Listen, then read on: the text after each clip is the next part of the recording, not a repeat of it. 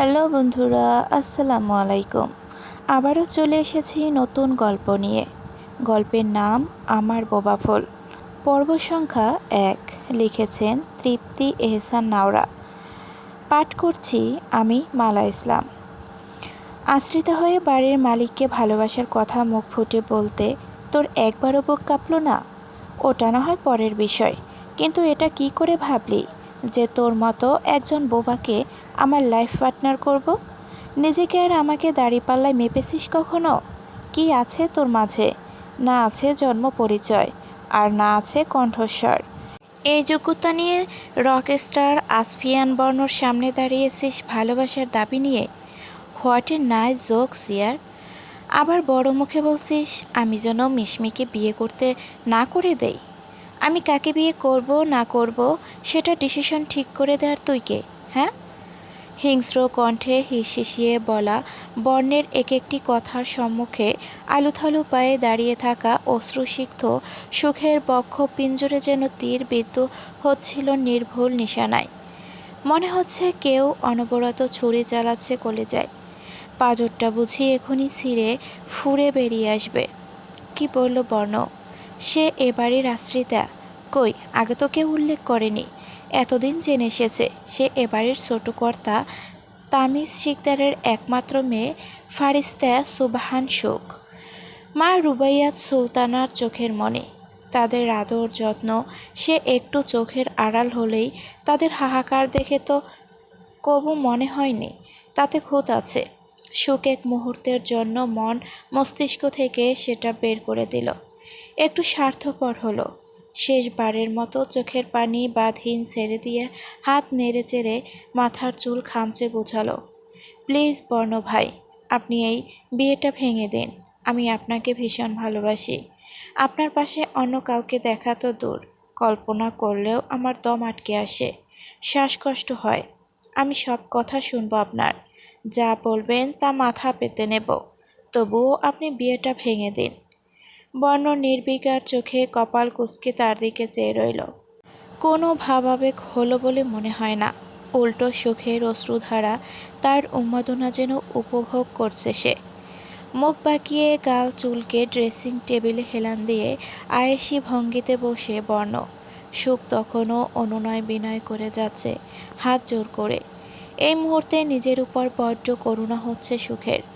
ইস, তার যদি কথা বলার শক্তি থাকতো, চিৎকার করে বর্ণকে বলতে পারত, আমি আপনাকে ভালোবাসি বর্ণ।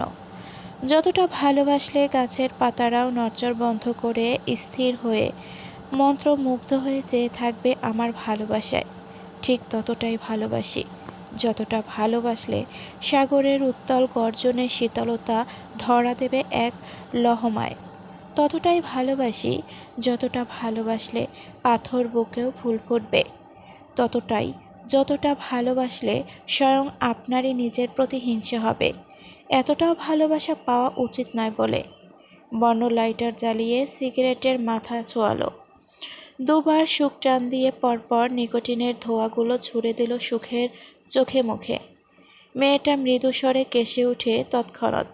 এই বাজে ধোঁয়া সহ্য হয় না তার, শ্বাসরোধ হয়ে আসতে চায়। অন্যদিন হলে সে এক ছুটে বেরিয়ে যেত, কিন্তু আজ হজম করে নিল সব বিষাক্ত ধোঁয়াটুকু। করুণ চোখে একটু আশা নিয়ে বর্ণের ধূসর মণিযুক্ত চোখের দিকে তাকিয়ে রইল। তাকে একটু ভালোবেসে আগলে নিলে খুব কি ক্ষতি হয়ে যাবে? বেশি বেশি তো চাইছে না, ব্যাস এইটুকুনি। বর্ণ উঠে এলো ধীর লয়ে, চোখে দৃষ্টি শান্ত নদীর মতো শীতল। সুখ মাথা নামিয়ে নেয়। শুনে রাখ, আমি মিশমিকেই বিয়ে করব। এক ছাদের নিচে থাকবো, ওর সাথে এক বেডে ঘুমাবো, ওকেই গভীরভাবে ছুঁয়ে দেব। এত এত ভালোবাসবো যে। দু হাতে জামা খামচে দফ করে চোখ খিচে নেয় সুখ। এক বিন্দু অশ্রুকণা গড়িয়ে পড়ে গাল বেয়ে। বর্ণ কি জানে তার এক একটা শব্দে সুখের ছোট্ট হৃদয় কতটা ক্ষতবিক্ষত হচ্ছে। কিছু মুহূর্তের জন্য তার মৃত্যু স্বাদ গ্রহণ করার ইচ্ছে জাগছে। উফ, মাটি ফাঁক করে যদি এই ছোট দেহখানি সেখানে লুকিয়ে ফেলা যেত। কথাগুলো বর্ণ সুখের কানে কানে বলছিল। সে মাঝপথেই থেমে গেল সুখের মুখশ্রীর দিকে তাকিয়ে। পরপর দাঁতে দাঁত নিষ্পষিত করে ধমকে উঠল হিংস্র মিশ্রিত রুক্ষ স্বরে, get out from here. I said get out. Next time যেন আমার ত্রিসীমানায় তো তোকে না দেখতে পাই। একটু হেসে হেসে কথা বলেছি, আর অমনি দাবি নিয়ে এসেছে ভালোবাসার। কণ্ঠে জোর ঢেলেই বলছিল বর্ণ। মেয়েটা কেঁপে কেঁপে ওঠে প্রতিটি বাক্যে। ভেজা নেত্রপল্লব তুলে তাকায়। মেঘাচ্ছন্ন আকাশের বুক থেকে যেমন বর্ষার বৃষ্টি ঝরে পড়ে টুপটাপ, সেভাবে ঝরছিল তার অশ্রুমালা। সুখ বুঝে নিল বর্ণ কোনোদিন বুঝবে না তার নীরব অদৃশ্য নীরব ভালোবাসা। সে চোখের জল মুছে পা বাড়ায় দরজার অভিমুখে। খবরদার, যদি ছোট চাচ্চু অথবা কাউকে বলেছিস আমি তোকে অশ্লীলতা জন্ম পরিচয়হীন বলেছি। সুখ ফিরতেই বর্ণ অন্যদিকে চেয়ে চুলে হাত মালিশ করে বলল, যদি তোর ভালোবাসা বিন্দু পরিমাণ সত্যিকারের হয়ে থাকে। সুখকে আবার এগিয়ে আসতে দেখে বর্ণ ভুরু গুটিয়ে তাকায়। আবার কেন আসছে এই বোবা ফুল? তার মুখোমুখি হয়ে দাঁড়ালো সুখ। হাত নাড়িয়ে নিজস্ব ভাষায় বলতে শুরু করে, এমন একদিন আসবে আপনি একটু হাত চাইবেন আমার, একটু কথা বলতে পাগলের মতো ছুটবেন আমার পিছু। একবার ভালোবাসি শুনতে নিজের মুখ থেকে 1000 বার ভালোবাসি শব্দটা উৎসর্গ করবেন। কিন্তু সেদিন অনেক দেরি হয়ে যাবে। আমি সেদিন পাগলা প্রেমিকা হয়ে আপনার ইশারায় ফেরত আসব না। এত এত দূরে হারিয়ে যাব যে পুনরায় চোখের কৌটায় জল ভরে এলো তার।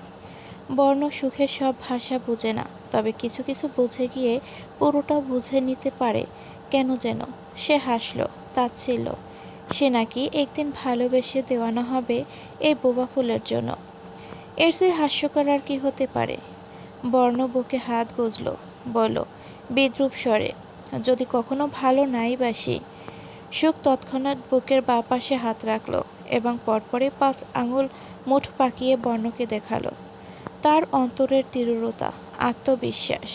ঠোঁট বাঁকিয়ে বর্ণ হাসল। মানতে হবে, বোবা ফুল শুধু বোবা নয়, সাথে বোকাও আছে। তাকে ভালোবাসার তাগদ দেখাচ্ছে। How silly! বাড়ির বড় কর্তা আজাদ শিকদারের অবাধ্য জিদ্দি রকচটা ছেলেটা আসফিয়ান বর্ণ। মা আইজা খানমের ইচ্ছে ছিল ছেলে তার ডাক্তার হবে, বাবার পছন্দ ইঞ্জিনিয়ার। কিন্তু ফাঁক-ফোকর দিয়ে অবাধ্য বর্ণটা নিজের স্বপ্নের পথে হেঁটে এসেছে দিনের পর দিন। আজ সে রকস্টার। সুরলো কণ্ঠের বদৌলে দেশে বিদেশে তার সুনামের ছড়াছড়ি। Lakh lakh fan followers. হাজারো মেয়ে যাকে নিয়ে দিবাস্বপ্ন দেখে। একটা সেলফি নিতে যুদ্ধ লাগিয়ে দেয়। সে আগে নিবে। সেই বর্ণনা কি একদিন এই বোবা ফুলের নৈকট্য পেতে উন্মাদনা হবে? এও সম্ভব ইহ জীবনে? সুখের চোখ চাপসা হয়ে আসছিল বারে বারে। সে তবু ফ্লোরে উবু হয়ে কালো কালিতে অঙ্কিত কাগজের টুকরো 3টে কুড়িয়ে নিল। এখানে তার 3 বছরের লুকায়িত অনুভূতি, আবেগ, ভালোবাসার কথা মন উজাড় করে এক একটা শব্দ বুনেছিল সে। অথচ বর্ণ এক নিমিষেই সব পায়ের তলায় পিষে দিল। একটু কি মায়া হয়নি? এতটাও নিষ্ঠুর হওয়া যায় বুঝি? শেষবারের মতো একবার নিরুত্তাপ বর্ণকে দেখে বেরিয়ে এলো সুখ। চোখের অশ্রু মুছে নিল হাতের উল্টো পিঠে। অপর হাতে আঁকড়ে ধরে আছে ছেঁড়া কাগজের টুকরোগুলো। সে এগিয়ে চলল অগ্রভাবে। এই রুমের সামনে, রুমের অধিকারী পুরুষটির সামনে কখনো আসার সুযোগ হবে কি না কে জানে। হয়তো না, সে সজ্ঞানে আর আসবে না। পথিমধ্যে মিশমির মুখোমুখি হয় সুখ। বর্ণের কাছে যাচ্ছে। সুখকে দেখে প্রতিবারে মৃদু হাসলেও মিশমির সাথে তাল মেলানোর ইচ্ছে হলো না তার। সে পাশ কাটিয়ে চলে গেল আগে। মিশমি কপাল কুঁচে তাকায়। তাকে ইগনোর করল না মেয়েটা? বোবাটার হঠাৎ এত দেমাক উদয় হলো কোত্থেকে? বর্ণের রুমের দিকে হাঁটা ধরল মিশমি। ওই শুকনো দুঃখের দেমাক দেখার টাইম আছে নাকি তার? নেহাত বর্ণের পরিবারের সদস্য বলে ভদ্রতা বজায় রেখে কথা বলতে হয়।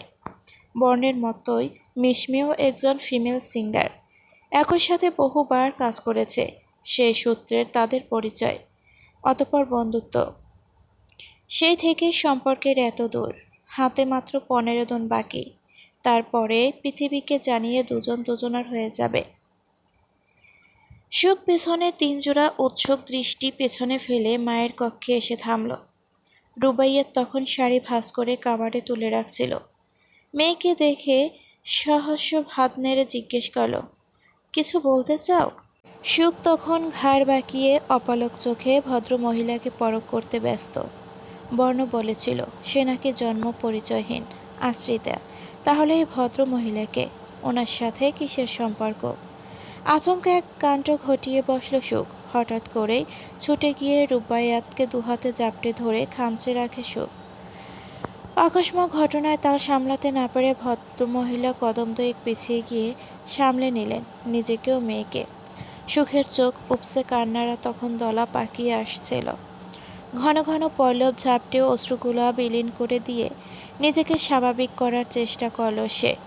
রুবাইয়াত চমকে আতঙ্কে ক্ষণকাল মেরে দাঁড়িয়ে রইলেন। অতঃপর সুখসহ বিছানায় গিয়ে বসলেন। মায়ের বুকের কাছে নিঃশব্দে পড়ে রয় সুখ। বুকের ভেতরটা খা খা করছে, চুরমার হয়ে আসতে চাইছে কিছু একটা। মেয়ের মাথায় হাত বুলিয়ে দিতে দিতে রুবাইয়াত জানতে চাইলেন আদুরে গলায়, কি হয়েছে আম্মা? দাদু আবার কিছু বলেছে? সুখ হঠাৎ মাথা তুলল। স্বচ্ছ জলের ন্যায় চোখ দুটো ক্ষণকালের ব্যবধানে লালচে হয়ে গেছে। ভেজা আঁখি পল্লব দেখে মায়ের আবেগী মন ধক করে ওঠে। এবাড়ির বয়োজ্যেষ্ঠ হানিফা বেগম সম্পর্কে সুখের দাদু ছোটকাল থেকেই বৃদ্ধা সুখকে তেমন একটা পছন্দ করেন না। তার কাজে কর্মে কোনো না কোনো সুতো ধরে কটূক্তি করতেও পিছপা হন না সহসা। কথা বলতে না পারার দুর্বলতাই যেন কটূক্তির শীর্ষে। রুবাইয়াত পুনরায় কিছু বলতে নেয়, তবে এর আগে সুখ আচমকা তার পেটে হাত রাখে। ঠোঁটে এক চিলতে মলিন রেখা, চোখে একরাশ কৌতূহল। ভদ্রমহিলা আশ্চর্য চোখে চাইলেন। সুখ নিজস্ব ভাষায় একবার নিজেকে ইঙ্গিত করে পরপর রুবাইয়াতের পেটে হাত ছুঁয়ে দু হাতে বাচ্চা দুলানোর মতো জানতে চাইল, আমি কি এখান থেকে জন্ম নিয়েছি? কথার মর্মার্থ বুঝতে পেরেই রুবাইয়াতের শরীরটা অচিরেই ঝেঁকে ওঠে অজানা সংখ্যায়। মনে হলো গলায় শ্বাস আটকে গেছে এক মুহূর্তের জন্য। ঢোক গিলে ঠোঁটে হাসি টানলেন তিনি। হঠাৎ এমন প্রশ্ন কেন করছো আম্মা? সুখ ভুলল না তার সাহস্য কথা। আবারও তাড়া দিল অস্থির চিত্তে, আমার জন্ম কি এই পেটেই? ভদ্র মহিলা অন্যমনস্ক হলেন কিছু সেকেন্ডের জন্য। পরপর আচমকা সুখকে বুকের ভাঁজে শক্ত করে জড়িয়ে ধরে বলেন, তুমি আমার আর তোমার আব্বুর একমাত্র মেয়ে, আমাদের 7 রাজার ধন, আমার বেঁচে থাকার সম্বল, আমার চোখের মণি। আর কিছু জানতে চাও? কণ্ঠ ধরে আসছিল তার। সুখ দেখার আগে চোখের কোটরে জমানের অশ্রুকণা মুছে নিলেন সন্তর্পণে। এহেন জবাবে সন্তুষ্ট হতে পারে না সুখ। খুব করে মাকে প্রশ্নবিদ্ধ করলে ইচ্ছে হলো, তবে বর্ণভাই এত জোর গলায় কেন বলল আমি আশ্রিতা, জন্ম পরিচয়হীন? কই, বাড়ির অন্য কাউকে তো এমন বিশ্রী অপবাদ দেয়নি। তবে সুখ নিশ্চুপ রইল, প্রতিবাদ না করে চুপটি করে সেটে থাকে মায়ের বক্ষস্থলে। বর্ণভাই নিষেধ করেছে যে, সে তো সত্যি পুরুষটিকে সর্বস্ব দিয়ে ভালোবেসেছে, তাই তার কথা রেখেছে। সুখ শান্ত দিঘির মতো নেতিয়ে রয়, অথচ হৃদয় হু হু যন্ত্রণায় কাবু। মনটা কিছুতেই মানতে চাইছে না সে আশ্রিতা, জন্ম পরিচয়হীন। ভাবলেই তো নিজেকে পৃথিবীর সবচেয়ে নিকৃষ্ট কীট মনে হচ্ছে। বেখেয়ালে হঠাৎ দরজার অভিমুখে চোখ গেল রুবাইয়াতের। পর্দার আড়ালে কেউ আছে মনে হলো। ভদ্রমহিলা ডেকে ওঠেন, কে ওখানে? তখনই পর্দা ফাঁক করে অপ্রস্তুত হেসে বেরিয়ে এলো সাইমা বুয়া। শরীরে মলিন শাড়ি জড়িয়ে, হাতের মুঠোয় চায়ের কাপ, ঠোঁটে জোরপূর্বক হাসি চেপে কাপ বাড়িয়ে দিয়ে আমতা আমতা করে বলল, আপনি চা চাইছিলেন না সুরু ভাবি, এই নন। সুখ মুখ তুলে চায়। রুবাইয়াতের ভুরু গুটিয়ে আসে, চা তো সে চায়নি। সচরাচর চায় ও না, খুব প্রয়োজন হলে নিজেই করে নেয়। তিনি সন্দিহান চোখে তীক্ষ্ণ দৃষ্টি মেলে বলেন, আমি কখন তোমার কাছে চা চাইলাম? আপনি তো চাইছিলেন একটু আগেই, ভইলা গেলেন? বেশ আত্মবিশ্বাস নিয়ে বলল বুয়া। রুবাইয়াত কপাল কুঁচকে বলেন, নিশ্চয় বড় আপা চেয়েছে। হুট করে ঠোঁট এলিয়ে হেসে ফেলল বুয়া। ঘন ঘন ওপর নিচ মাথা জাকিয়ে সায় দিল। হ হ, বড়ভাবেই চাইছে। ভুল কইরে এখানে আইয়া পড়ছি। যাই হ্যাঁ। তড়িঘড়ি করে সে উল্টো পা ঘুরিয়ে নিল। এক ধাপ এগিয়ে আচমকা পিছু ঘুরে সুখের ফোলা নেত্র পল্লব যুগল পরক করে অমায়িক স্বরে ফের বলল, যাই।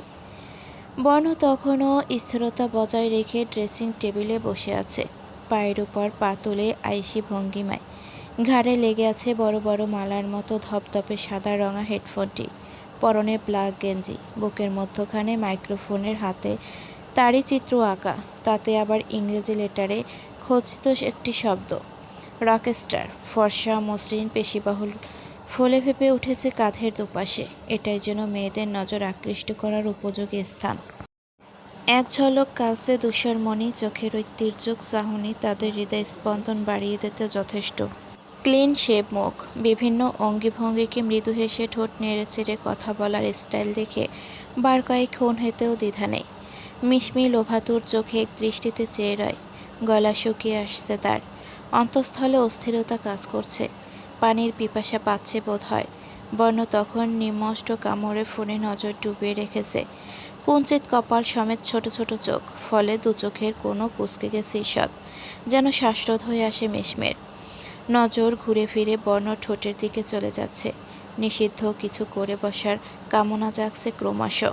কিন্তু বর্ণ, তার স্বভাব চরিত্রে নারীদোষ কখনো দেখা যায়নি। একই সঙ্গে কাজ করার সুবাদে বহুবার নিকটে এসেছে দুজন। কালে ভদ্রে নিরিবিলিতে সময় অতিবাহিত করার সুযোগ কখনো কারো প্রতি বাজে দৃষ্টি প্রয়োগ করেনি। সে অবশ্য বহুবার বর্ণকে আকর্ষিত করার চেষ্টা করেছে, এটা অস্বীকার করার উপায় নেই। গতকাল তো বিয়ের অ্যানাউন্সমেন্ট করে দিল বর্ণ নিজেই, আজ একটি কিস করতেই পারে। মিশমি বেড ছেড়ে উঠে দাঁড়ায় তৎক্ষণাৎ, ধীর পায়ে এগিয়ে আসে বর্ণর কাছাকাছি। বর্ণ ফট করে চোখ তুলল, ঠোঁটে ঠোঁট চেপে ভুরু নাচিয়ে হয়তো কী ব্যাপার জিজ্ঞাসাও করল, তবে উত্তর দেওয়ার মনোযোগে নেই মিশমি। অপলক দৃষ্টিতে তখনও চেয়ে আছে বর্ণ ঠোঁটের ভাঁজে। মেয়েটা নিজের ধ্যানেই নেই। বর্ণকে ছুঁয়ে দেওয়ার নিমিত্তে হাত তুলতেই আচমকা একটি স্বর কানে বাজল, ধপ ধপ। বর্ণ। এক পলক বর্ণের প্রশ্নাতীত সুচল চোখের দিকে চেয়ে ভরকে যাওয়া মুখে অপ্রস্তুত হাসে মিশমি। তড়িৎ দূরে সরে এসে দরজার দিকে চায়। আইজা তীক্ষ্ণ চোখে তার দিকেই চেয়ে আছে। বর্ণ সৌজন্য হাসে। এসো আম্মু, হাতে কি এনেছ? ভদ্রমহিলা এলেন ঠিকই। বর্ণর কথার জবাব না করে অদৃশ্য খেপাটে দৃষ্টি মিশমির দিকে তাকিয়ে রইলেন। মুখে মেকআপের কড়া প্রলেপে আসল সৌন্দর্যই চিহ্নিত করা যাচ্ছে না। কালচে বাদামি চুলগুলো দড়ির মতো পেঁচিয়ে সামনে ঝুলিয়ে রেখেছে। পরেছে নীল জামা, সেটারও হাতা নেই, পা নেই। কোন রকম টেনে টুনে হাঁটু উপর অব্দি নিয়ে এসেছে বোধহয়। এসব বিশ্রী পোশাক পরিচ্ছদ কোনো ভদ্র মেয়ের হতে পারে।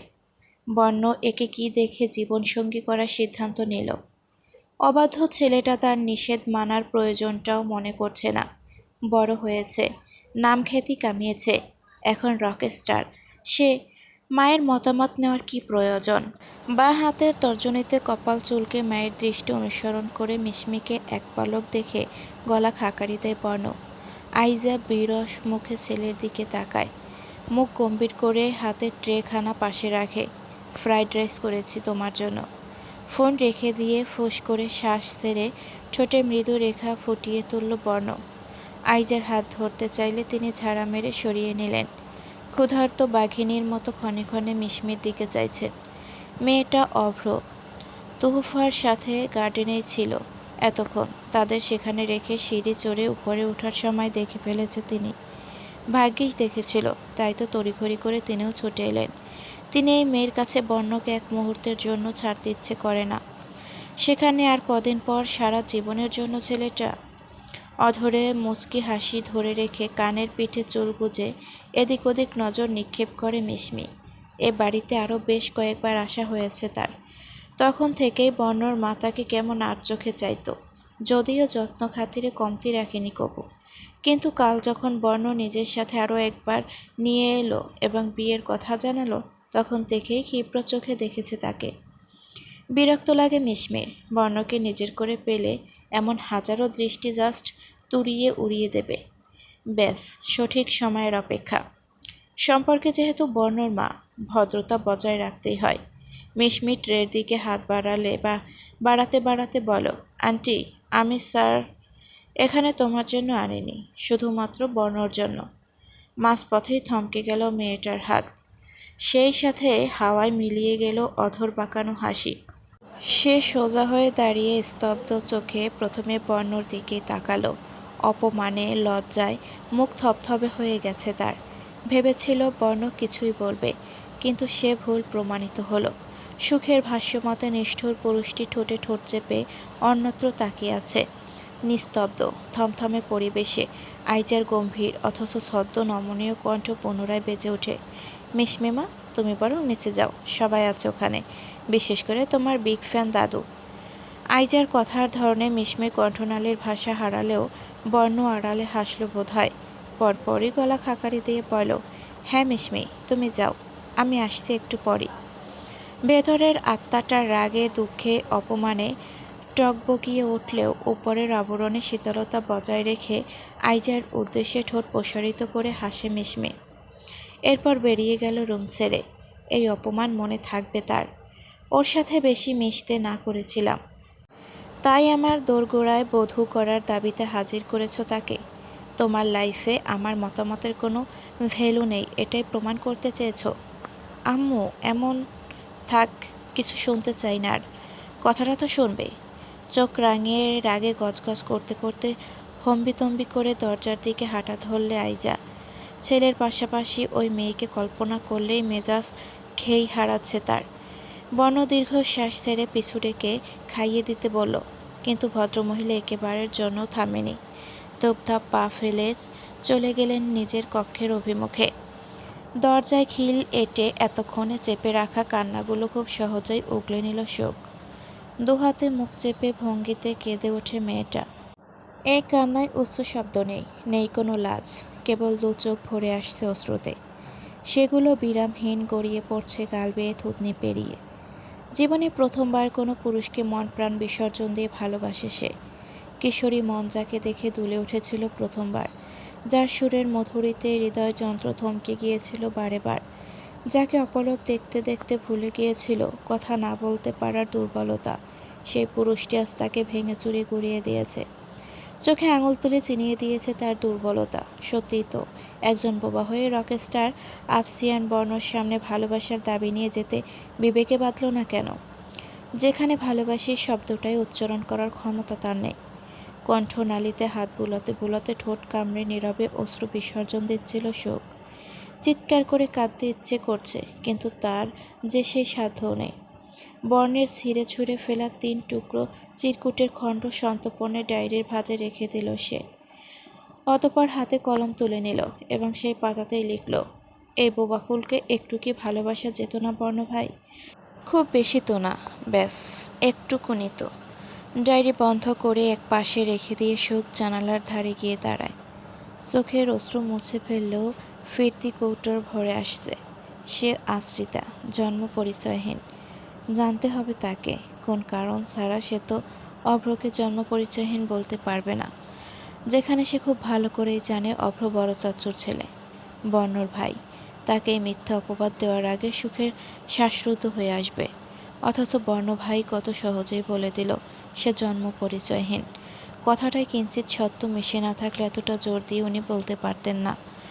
দিনটি বুধবার, কনসার্ট, পারফরমেন্স আছে বর্ণর। কেরসে ফিতে লাগিয়ে রুম থেকে বেরিয়ে এলো সে। হাতে স্মার্ট ওয়াচ, অভ্যাস অনুযায়ী গলায় হেডফোন লেগে আছে, মাথায় অর্কিড রঙের হুডি, পিঠের অর্ধেক অংশ জুড়ে পড়ে আছে তার প্রিয় গিটার। মুখে সুইংগাম চিবোতে চিবোতে গলার কাছ থেকে সানগ্লাস টেনে অদ্ভুত কায়দায় হাতে ঘুরিয়ে আচমকা চোখে ঠেলে দিল বর্ণ। চোখে লাগার মতো ছিল সে দৃশ্য, তার হাঁটার ভঙ্গি, হাতের আঙুলের গাড়ির চাবি ঘুরানোর সেই ধরন। ইস! সুখ কাঁধে ব্যাগ নিয়ে নিষ্পলক চেয়ে রইল। আশেপাশে সব ভুলে গেল কিছুক্ষণের জন্য। এই মুহূর্তে করিডোরে তারা দুজন ছাড়া বাকি সব যেন মিথ্যা। ইতিপূর্বে আড়াল থেকে সময়ের পর সময় প্রিয় পুরুষটিকে এভাবে দেখে গেছে সুখ।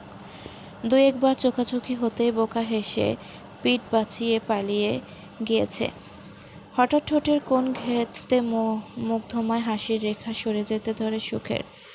সেদিনের প্রত্যাখ্যান, অপমানের দৃশ্য মন সাপড়ে ভেসে ওঠে রাতের আকাশে ঝলমলে নক্ষত্রের ন্যায়।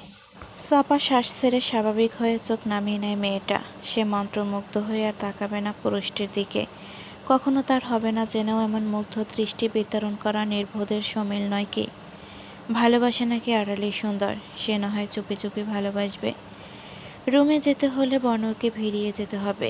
সুখ চোখ নামিয়ে ধীর লয়ে এগিয়ে চলে। যত কাছাকাছি আসছে ততই হৃদয় স্পন্দন চড়ছে দিক দিক। নিজের উপরই ক্ষিপ্র হয় মেয়েটা। পুরুষটি আশেপাশে থাকলেই কেন হৃদয়কে স্পন্দিত হতে হবে? অবাধ্য, অসভ্য, অভদ্র তৈরি হচ্ছে নাকি? এক ঝলক চোখ তুলে চেয়ে দ্রুত পা চালায় সুখ। বর্ণকে পাশ কাটিয়ে যেতে নিলেই আচমকা কাঁধে পুরুষালী শক্তপোক্ত বাহুর ধাক্কাতে হোঁচট খেয়ে মুখ থুবড়ে পড়ে যেতে গিয়েও নিজেকে সংযত করল সুখ। ব্যাগ চেপে ধরে পিটপিট চোখে চাইল পিছু ঘুরে। এই নিয়ে 3 দিন হলো পুরুষটির আশেপাশে তো দূর, তার ছায়াও দেখা হয়নি। চুপচাপ কলেজ গেছে, খাবারটা রুমে এনে খেয়েছে, নিজের রুমেই থাকার চেষ্টা করেছে পুরোটা সময়।